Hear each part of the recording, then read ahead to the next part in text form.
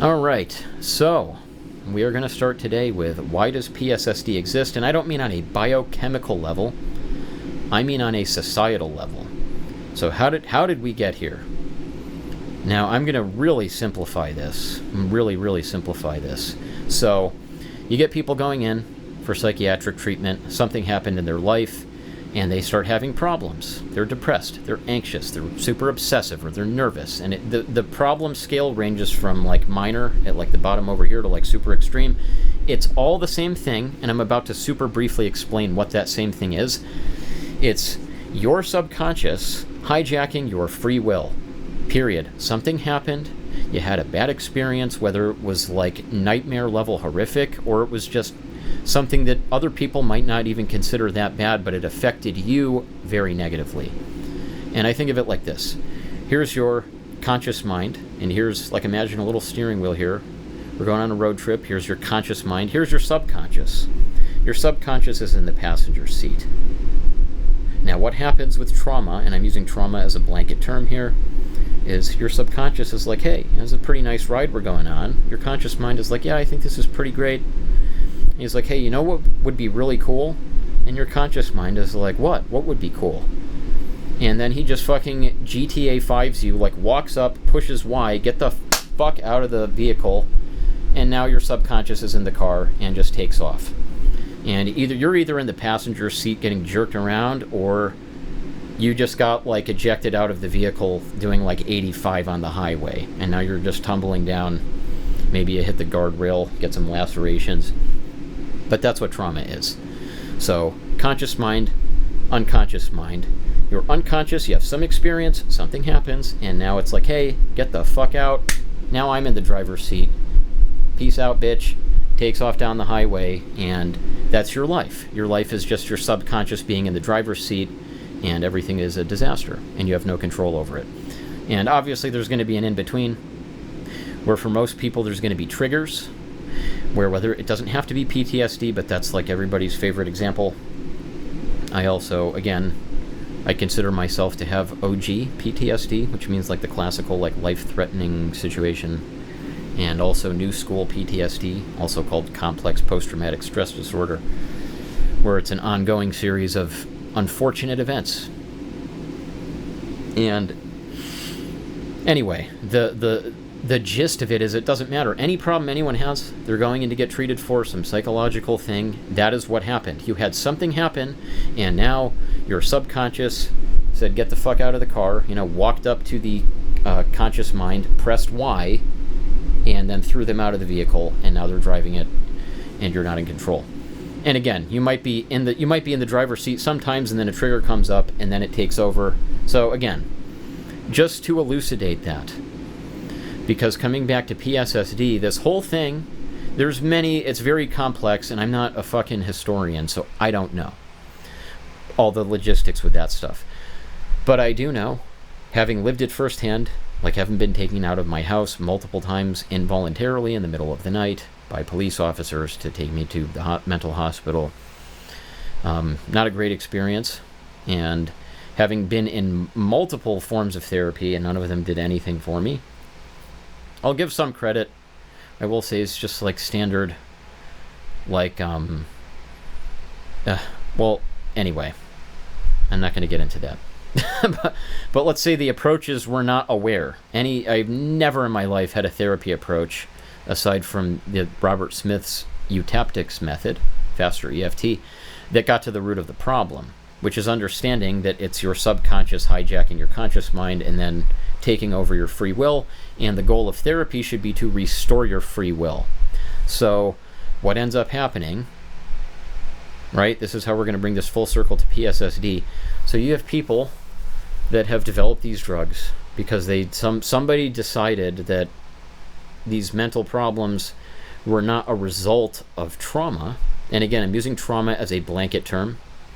Anything that happens that encodes itself in a person's subconscious that leads to their subconscious mind hijacking their conscious mind and basically living their life for them. And again, there's varying degrees of severity, but that's how I generally see mental illness. So somebody decided it was a brain imbalance, a chemical imbalance, and they made these pills to correct it. Now, I will add a caveat here. I don't disagree that mental illness can be, in some cases, a chemical imbalance. The way I would address that would be diet and lifestyle primarily. If you want to be super cautious, then don't even use supplements, or be extremely judicious and careful with supplements. And then just first focus on diet and lifestyle. Like, I will give you an example from my life. Things that I consider to be zero risk. You would have blue light blocking glasses at night, or like red glasses, anything that blocks the melatonin suppressing wavelengths of light. So blue light or general melatonin suppression light blocking glasses at night, getting a normal circadian rhythm. So that's step one. That's just one example of one thing you could do. And then I have a sleep mask, and I have a weighted blanket, and I have light exposure in the morning. So there are 4 things. And this is just 4. There's so many other things you could do that are zero risk, and it's just a lifestyle intervention. Like, for example, I think around the age, 14, 15, I was put on Zyprexa. I was on Lexapro at the time already, and I started cutting myself profusely shortly after starting it, and also having like uncontrollable suicidal fantasies. This was back around 2002, I think around 2002. When it first came out, like 02, 03, something like that, with Lexapro. And so that wasn't great. And again, like self-mutilation and suicidal ideation and other worse things. It's, again, just a whole bunch of bad things happening soon after starting Lexapro, which I never connected to the Lexapro. And the reason I'm going on this tangent is because they put me on Zyprexa because I couldn't sleep. At least that's what they said. They might have had me pinned with some other disorder. They didn't tell me. They just, you're having problems sleeping. I'm like, yeah, I just can't. I'm like up all night. I just can't do it. They put me on Zyprexa.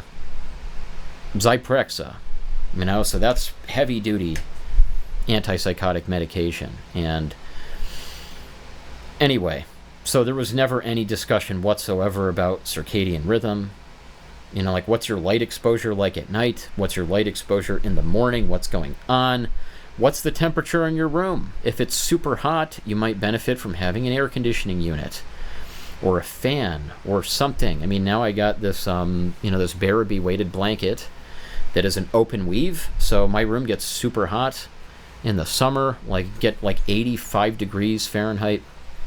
And having that open weave, if I have a fan on, which I have going right now, the air will get through the open weave and cool me off. It's wonderful. So, because I firsthand, if it's too hot, you can have recurring nightmares constantly. Your sleep quality can suck. So, again, see how I'm going on all these tangents? Now, what are we at in the video here? I'm at 8 minutes and 22 seconds. Okay. Oh man, this is bringing flashbacks. Okay, so appointments with psychiatrists and psychologists and therapists. So in 8 minutes, I'm covering all this ground. Or 8 minutes and 34 seconds. So I've already covered. Okay, let's say somebody has some sleep issues. I would have questions for them. Yes, what is your light exposure like at night? Do you have f.lux or some other blue blocking or blue reducing software on your phone and computer? If the answer is no, and their sleep sucks, well, that's a major clue. So we have that, and now I know it's like weighted blankets through deep touch stimulation or sensitive, whatever it is. It helps you sleep. I know this firsthand. Using it has been pretty helpful for me. But we have room temperature, we have light exposure, we have stuff like weighted blankets and sleep masks. The sleep mask will totally block out any extraneous light coming into your eyes, which can be highly disruptive to your sleep cycles. And then we have morning light exposure. And don't even get me started, delayed sleep phase syndrome. This is a whole thing. There are people that just function better. There's nothing wrong with them. Their schedule is just later than other people's. So what do you think is going to happen if somebody's diagnosed with mental illness that is just, whether genetically or otherwise, they are hardwired to, let's say, go to bed at 2 o'clock in the morning and wake up at 10 o'clock in the morning or go to bed at 4 o'clock in the morning and wake up at noon. And people might think that's insane, that you're lazy, you can't do this. Some people are just hardwired this way. They're just hardwired. And imagine a kid going through this, and that's all that's wrong with him, and now he's getting depressed and anxious because he has to wake up for school every day at 6 a.m. He can't do it. And now this poor kid is going to be jacked up on fucking Ritalin, Lexapro, Adderall, who the hell knows? Probably Zyprexa too. They love Zyprexa and Seroquel and all the atypical antipsychotics because they're so easy to just broad spectrum. It'll anesthetize the pain. Whatever you're going through will just basically turn you into an idiot. So, like, it'll blunt everything and make it... The situation that you should not be tolerating and society should not be tolerating, it will just make you tolerate it. So, that's how I see it. But anyway, and by the way, I am talking about general stuff here. I don't have personal experience with, like, severe psychosis and other things. I understand these things get more complicated. I understand that, but we're talking about the vast majority of people. And I'm not excluding those people, by the way. Not at all. I'm just saying I can understand when people are like antipsychotics. Well, so you don't know how unreasonable people can get and they, violent. And I do understand. But why are we lumping people that, like the kid that's like falling asleep in class and struggling in school, why are we lumping that kid? And it could be, again, we looked at delayed sleep phase syndrome. Because again, dialing in the circadian rhythm is such a critical thing for health. And anyway, I've been harping on this one for a while, but I mean, again, I understand this stuff dovetails with nutrition and with therapy, but it's like, okay, where are we at now? Okay? Because I'm like, oh man, I'm dragging on and on. I should delete this video. Dude, we're like 12 minutes in. We're just about to hit 12 minutes. And I think of how many appointments have I been to in my life that at the time, it's like my parents had to pay for all of this. And all the therapy I had to go to in these hospital stays, like involuntarily committed to hospitals, put on all kinds of medication. So I feel like I'm going all over the place. Oh, I should delete this video. It's getting too long and I'm going to lose people. Dude, it's 12 minutes in. How many countless hours have I spent sitting in different like therapy sessions, especially when I was younger? And I'm like, here I am at like 14. And it's like I feel like I had one of the worst therapists in the fucking world when I was like 14 or something like that.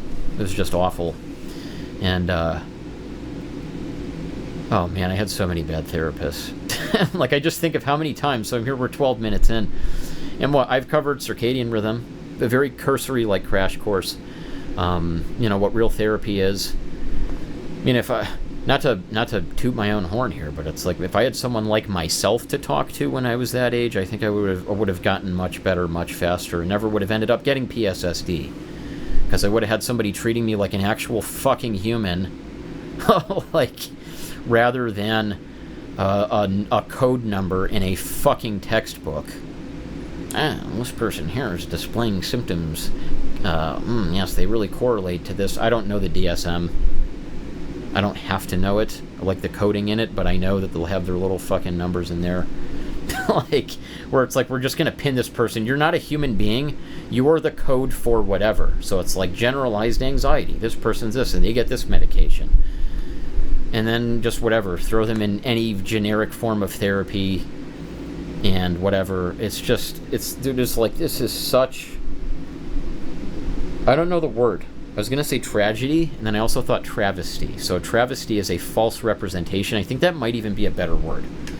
Because it's like this whole institution of like therapy and healing. It's almost like fucking in the book 1984, the George Orwell book, which some of you might not know that because apparently they're not teaching that in school anymore. So some of the younger people that might be watching this, like the poor souls who are like, I don't know, in their early 20s or younger, with PSSD. Maybe you never read that book in school, but basically double speak. Like they had what did they have, like the department that like tortured people, and they called it the Ministry of Love, I think. And the Ministry of Truth was like the propaganda machine. So anyway, that's what I look at as like a travesty. It's a false representation. So we look at this like institution that is supposed to be giving therapy to people and helping people get better, and it's just like a fucking pill mill. Like, where's the... And again, I want to be clear. I'm not trying to, this is there's somewhat of an emotional argument there. Like, again, through bad experiences I've had. I have had some good experiences, but even the best experiences I've had, like in mental hospitals and in therapy, I never met a single therapist or a single professional in that entire domain that ever had any, like, inkling of understanding about this whole idea that your subconscious hijacking your free will is the problem. It's all, like, there's just not an understanding. This is why I'm not going to get all conspiracy theorists and it could be a conspiracy, it probably is. But I'm not oriented towards that kind of thinking. I am more benefit of the doubt. Like, yes, maybe the industry is corrupted, but, like, there are a lot of people practicing in it that might mean well, but they literally do not know how to help people. And then they're educated in such a way that it's like, yes, you are a code in the DSM, not a human being. Even if they're empathetic and they might actually care about you, I mean, a lot of them don't, but if they do, it doesn't change the fact that you're still being treated to code, where it's like, yes, we do this for a person with bipolar, and we do this for the person with major depression, and we do this for the person with, like, mild depression with some traits of, like, general anxiety or, like, fears and phobias and whatever, and traits of this personality disorder. Oh, well, if they're like a, cluster B personality disorder, and then they have, like, general anxiety and depression, then we're going to do this protocol, and it's just like, oh my God. I can't do it. So again, subconscious hijacking the conscious mind. I mean, let's just start there. Can we start with the drug-free stuff first? Like, here's the thing. It's like, if you have people that aren't in critical fucking condition, you can hear some of the worst stories, like people doing some crazy shit. I'm talking about the kid like me that's like 14 years old and started cutting himself after getting on, like, well, let's go to before Lexapro, because I didn't start that until after. I didn't even know what self-mutilation was, by the way. I literally just started fucking doing it instinctively, so I feel like I could be a case study in that. But let's just start with the natural stuff. It's like, again, kid comes in, he's depressed, something's going wrong. Let's try the therapeutic approach, where it's like something happened that is hijacking your free will. Let's help you explore what that is. We can go in, and all these emotions you're feeling about whatever that experience was, let's address those. Let's pull the emotional drivers out of it so we can get you to a place where you're feeling neutral. You can think about the thing that's bothering you and it's not bothering you anymore. And then we can start the actual therapeutic process of identifying, like, what do you want out of life? What do you want? Because you can't ask these fucking questions like a guidance counselor without doing the therapeutic process first, where you're understanding a person's inner world. Because that's just going to fall on deaf ears. You can't just, what do you want out of life? Where do you see yourself in 5 years? I mean, I had a guidance counselor, and they, one of them meant well, the other one was a fucking asshole who accused me of cutting myself to make it so I, like, wouldn't have to perform well at school or something. That guy was such a fucking dick. Anyway.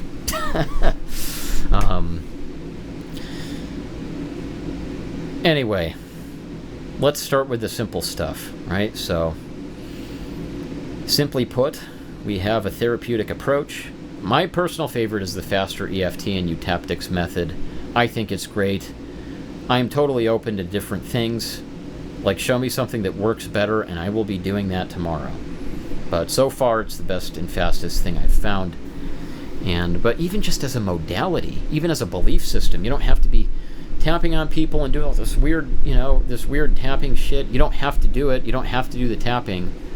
It doesn't have to be some, like, ritualistic thing. You just have the understanding that something happened that got lodged in your subconscious that hijacked your free will. It kicked your conscious mind out of the driver's seat, and now you feel like your life is out of control, because it is out of control, because your fucking reptilian brain is running the whole show. It's up there pulling the strings, and you're the little fucking marionette with a little top hat on, and you got your little cane, and you're sitting there dancing around. That's your whole fucking life. And then you go you go into a therapist, and you're, the little marionette, and you're coming in here, help me. Do you ever see that? And, like, there was an anime called Demon Slayer, and there's this one demon that is controlling. It's making them all kill each other. It has webs that come down, and invisible threads, and it's moving their limbs, so they're, like, holding the sword, and these people are so, like absolutely traumatized, and they can't control anything, and they're all being forced to kill each other. Very awful stuff, actually. But anyway, you're this little marionette coming in here, and you're trying to tell the therapist, like, you don't even know what's going on. But it's like, imagine that. It's like the real problem is you're being controlled by your subconscious. You're being moved around like a little fucking marionette.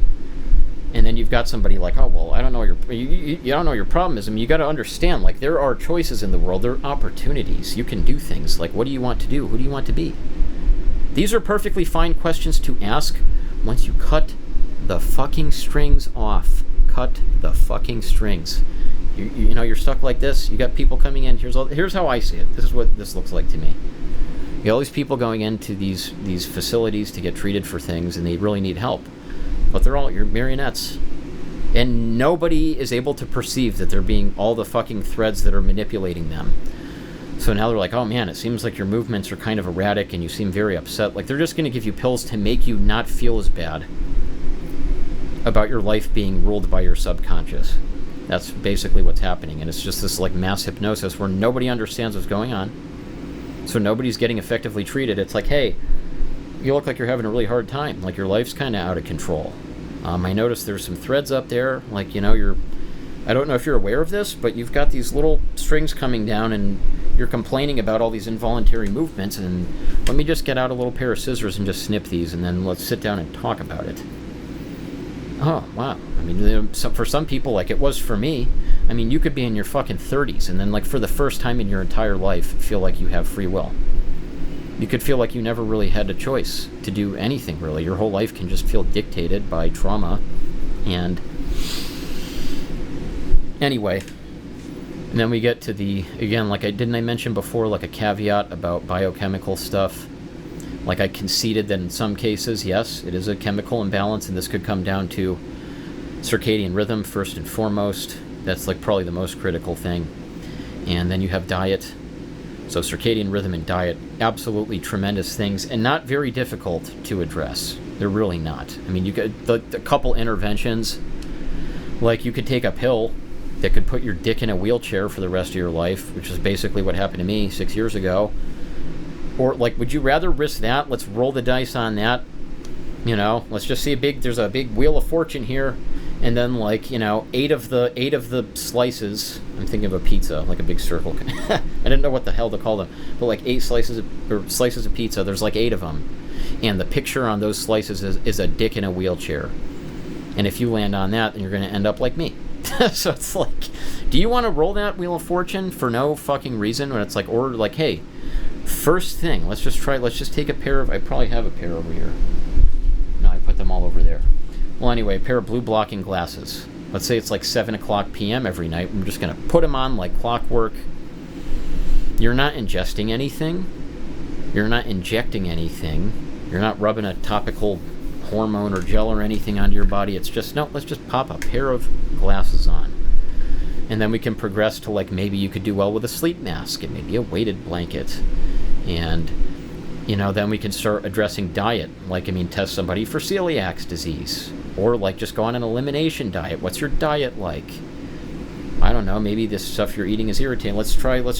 Or just tons of processed food. Let's go to just a general unrestricted whole foods diet. You can have whatever you want. Anyway, I could go on and on and on and on and on about this kind of stuff. But nobody is even talking about this kind of stuff. Like, it never in a million years would ever come up. Like, what's your sleep like? What is your diet like? Let's just start there. After we address the marionette strings. What's going on? What are you feeling? Instead of assuming the other tangent I could go on is, like, people in psychotherapy, there's an assumption that they know what is wrong with you. Not just that it's a chemical imbalance, but again, you're to code. You're treated as a number, not a human being. So my model of therapy, the way I believe that it should work, and in my experience, the way that it has worked for me and then other people I've worked with, like friends and family, the way that operates is you don't assume anything about someone's inner world. It's a sacred space. They're the only ones that know what's going on in their heads. You take two people with obsessive compulsive disorder. Robert Smith said this once. He said he'll have two people with OCD that come in to see him, and they're like, oh, we both got the same problem. He goes, no, you don't. No, you don't. They're two completely different people. They have different references, different life experiences. So it's very, and you look at the mainstream psychiatric model, and it's all about doing things to code. And it's like, this person has this, and then we're going to treat them this way. And it's like, it seems like a good approach, but it's addressing things from a very mechanistic viewpoint, where I wouldn't even say mechanistic is necessarily wrong. It's just they're applying it in the wrong way. Because again, you could argue, like, there's that book. I haven't read it, but I know Robert has talked about it. That book, Mind Mechanics. It was written by an engineer, and NLP has a very programming look at the brain. So you could argue that the stuff I'm talking about is looking at it mechanistically, but the difference is it has an inherent respect for everybody as an individual. So what I'm looking at mechanistically is the mechanism of the human brain, the mechanism of human emotions, the mechanism of human memory and experience. So that's very different from just a general, non-discriminatory, non-segregated, everybody is the same, because we are all human beings and we all have emotions, except those of us who have been severely damaged by these drugs, who don't have emotions anymore. I am not one of those people, but I do know, I've known a couple, like a good few. Anyway, I won't get into that, but it's very awful. It's a topic for another video. It's like how to do that kind of faster EFT therapy. And I've never done it on somebody that can't feel any emotions, so that would be very interesting. But anyway, what are we at now? 26 minutes. Now it's funny. I'm gonna leave this up, and I'm gonna cut this soon. But just keeping in mind, I've been to so many therapy sessions that were 45 minutes, and I got absolutely nothing out of them. So many of them. Not all of them. There are some that I did. I'm not just going to go on a blind hate thing and say it's all worthless. No, I'm kidding. A third kidding. However, how many 45-minute therapy sessions have I gone to that I got nothing out of? So I'm I don't know. I would get a lot out of it if I saw something like this when I was younger. I really would have. Just to be aware of the possibilities. I take for granted, this faster EFT, and then nutritional knowledge. I started researching nutrition at 15 years old. I remember the first thing I started doing was taking a magnesium citrate supplement, I think it was, and that was around 15 years old. And that was a long time ago. So I've been researching health and nutrition obsessively for a very long time.